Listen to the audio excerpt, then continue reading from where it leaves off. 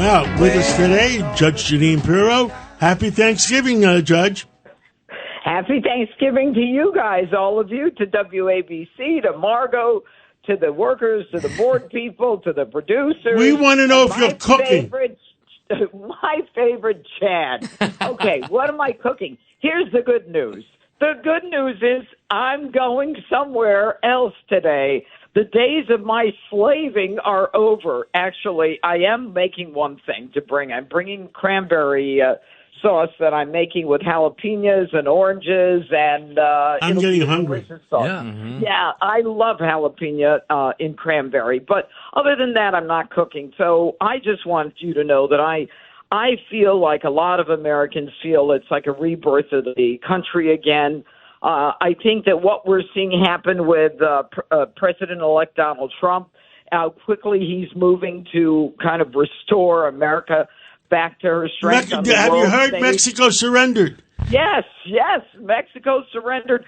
Trudeau was on the phone within 2 hours.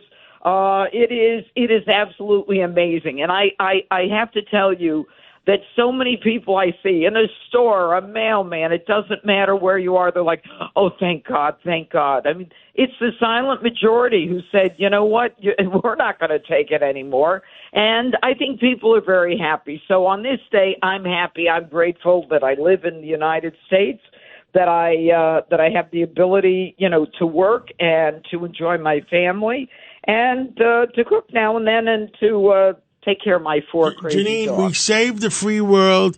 Now we have to save our inner cities. Yeah, and I think that that's going to happen. I think that with the defunding of the police, no one has been hurt more than those in the inner city. Because when we remove the police, when we remove the street crime cops who would go into the inner city, the only people who were hurt were the minority community. And now with the deportation of illegal criminals who have made a decision that they're going to bring their gangs and their gang business to this country, think again, buddy. It ain't happening. Now, Judge, Judge, I'm sorry to cut you off. Go ahead. Because of the international headlines, I always thought, and I've told you this before, I always thought you were Italian. I had no idea that you were Lebanese. Yes. And with she's going to go to Lebanon and see her home. Yeah, no.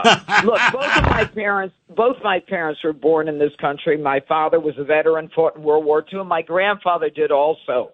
But what I am Lebanese Christian, and my family, weeps over what has happened in Lebanon with the Hezbollah takeover.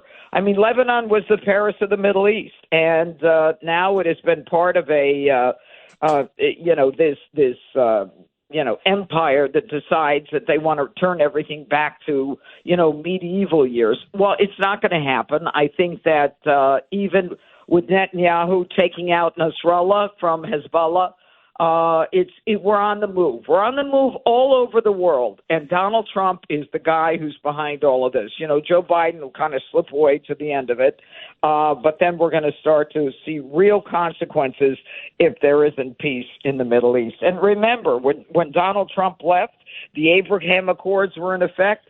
There was peace in the Middle East, and let me explain something about those countries. They want economic success too. They want to be able to work to better their people. And, with the Abraham Accords, you've got countries that want to work with Israel. They want to succeed. You've got a whole new generation of young people who aren't beholden to this nonsense that Iran is doing. Even Iran's own people can't deal with the Ayatollah. But that's another issue. I'm thankful for being here and being with you guys. God bless you. Enjoy Thanksgiving Day. I hope you see some of your family today, and we'll catch up again soon. Love you all. Love you too. Happy Thanksgiving. Take care.